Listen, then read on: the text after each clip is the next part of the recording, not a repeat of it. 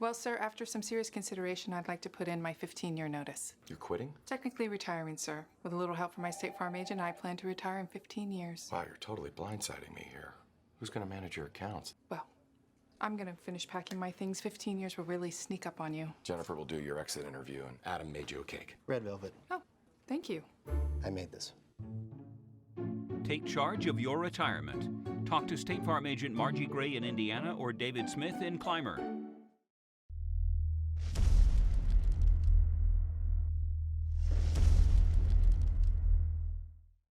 Okay, well, not the night you were hoping for, but you did see some positives tonight, I'm sure. Absolutely. You know, I tell you what, first of all, you know, Luke made some plays tonight. You know, he did a great job coming in, you know, preparing all week, just a tough kid. And like I said, he has the capability of making some plays. He showed that tonight through some great balls. You know, unfortunately, there were a couple of catastrophic mistakes, and, you know, against a top-notch defense like Franklin Regional, you know, you can't spot him 21 points. You know, things got the landslide there, and, you know, we gave him 3 scores off of turnovers and then a short field off. So, I mean, that's 28 points, and that's really going to be hard to overcome, you know, against a football team like that. And, you know, but you're looking at 4 plays out of how many, and, you know, that's the thing you can't lose sight of. And, you know, the biggest thing I thought tonight that I told our kids is, you know, not one time did we sit here and start pointing fingers and blaming, put heads down. We just kept fighting and kept encouraging each other. And I told these guys going down the stretch, that's our money. Our guys, those mistakes are going to get better. And, you know, regardless of what happened tonight, we've got 4 more opportunities. You know, we've got, you know, Greensburg, Gateway, you know, Knock, and Hollidaysburg. And we could win all 4 of those football games, and we win them. We're sneaking in that 5th position, you know, with a great ending here on a positive note. So, you know, the thing about it, like I said, we just got to, you know, correct those things. And those are all correctable mistakes. Our guys up front, they literally had a good time. I thought they played well. I think we're going to look at that video, and I thought we did a great job blocking up front. Even when they were sending a house at the end, it's so hard to throw the ball when they know they're teeing off. And you know, they're blitzing guys, and I thought we did a good job picking up some blitzes tonight. So, you know, those are all good things that we did tonight, and I think we're going to see a lot of them when we look at the video. And, you know, all we got is, you know, 5 more games here, and we're going to work like hell to get better.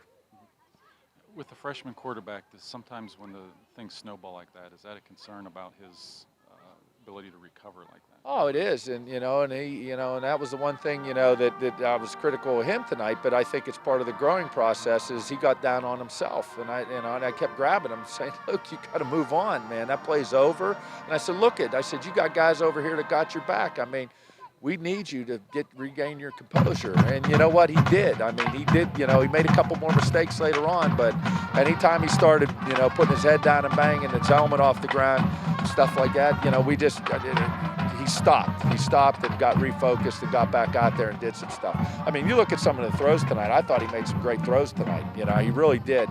And he's starting to understand some things. Obviously, the game's a lot faster out there with these guys, even more so than last week. I think this is a much better defense we faced this week than last week. So, you know, he's learning. But, you know, there were a couple times he hung his head. That's to be expected because he's putting a lot of pressure on him. He's a competitor. He wants to win. He wasn't blaming anybody but himself, but he can't do that. And I think he got a sense of that tonight. And so, you know, he just has to understand these guys got his back, and he's got to work, and we're going to come back from this. It doesn't sound like you're concerned about your team's mental state. Not at all. Not at all. And I told those guys that's our money going down the stretch, and that's what makes these guys so much fun to coach. You know, how many teams could you have go 0-4 and lose?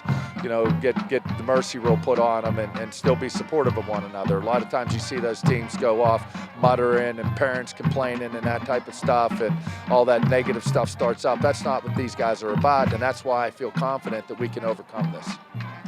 Dylan Stapleton goes down with an injury after losing Jake. I mean, part of you wonders how bad this could get. That's a real big hit right there, you know. And I just, you know, we were going to pull guys out. We wanted to get one more drive in there, and it just, you know, kid come in late and hit his ankle and popped. But I think he's going to be okay. They seem to feel it was just a roll, and you know, we'll work on it this week and see if he can go Friday. If not, I think it's something that maybe if he misses one game, he'll miss one game. But you know, I think this is something that's not that serious of an injury, and you know, that's a killer. That's a killer for us. So maybe if there's a silver lining in some of this is that young kids are going to get an opportunity. Absolutely. You know, Tommy Arbuckle got in there a good bit tonight. He's a kid capable of making some plays. We just got to get him the ball a little bit more. He only had a couple touches, and, you know, we'll work on doing that.